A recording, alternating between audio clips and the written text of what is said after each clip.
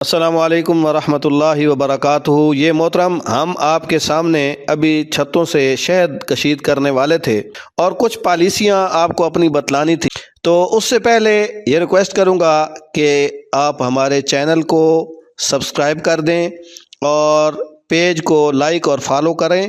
اس سے انشاءاللہ آپ کو آئندہ بھی اچھی اچھی ویڈیوز ملتی رہیں گی۔ تو ہم جس سے بھی شہد لیتے ہیں وہ عام طور پر دو قسم کے آدمی ہوتے ہیں، جو دور سے یا ہمارے بہت معتبر لوگ ہوتے ہیں، ہم ان سے نچڑا ہوا شہد خریدتے ہیں، اور جن سے ہم پہلی بار یا نزدیکی آدمی ہوتے ہیں، جن کا پہنچانا آسان ہوتا ہے، ہم ان سے چھتے لیتے ہیں۔ چھتوں میں ہم شہد خریدتے ہیں اور بہت زیادہ خریدتے ہیں، لیکن چھتوں میں شہد ہم بیچتے نہیں ہیں۔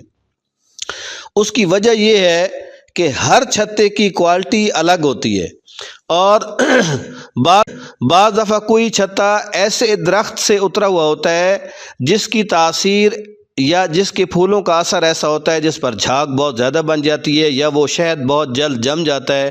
اس کے اندر بعض دفعہ جو جنگلی کیکر ہوتا ہے، اس کا شہد بالکل پھیکا سا اور عجیب سا ہوتا ہے، جو لینے والے کو پسند نہیں آتا۔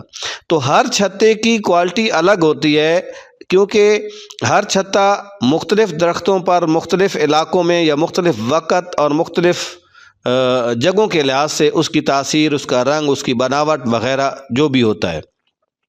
تو ہم بہت سارے چھتے خرید کر کے پھر ان سے یک بار نچوڑ کر شہد ایک بالٹی میں یا ایک ٹب میں جمع کرتے ہیں، پھر اس سارے شہد کی کوالٹی ایک جیسی ہو جاتی ہے۔ ہم نے اپنی کوالٹی اور معیار کو برقرار رکھنا ہے، لینے والے کی خواہشات کو مد نظر ہم نہیں رکھ سکتے۔ اس کی وجہ یہ ہے کہ لینے والے لاکھوں کی تعداد میں ہیں اور ہر ایک کی خواہش الگ ہے، اور دینے والے یا ہم جو بیچنے والے ہیں وہ ایک کمپنی ہے۔ تو ہم اپنا خیال تو رکھ سکتے ہیں کہ ہمارا معیار برقرار رہے، کوالٹی اچھی جائے، اور ہم جو چیز کسی کو دے رہے ہوں اس کے بارے میں مکمل ہمیں یقین ہو کہ یہ اچھی اور خالص اور بہترین ذائقے والی، اچھی خوشبو والی چیز جا رہی ہے۔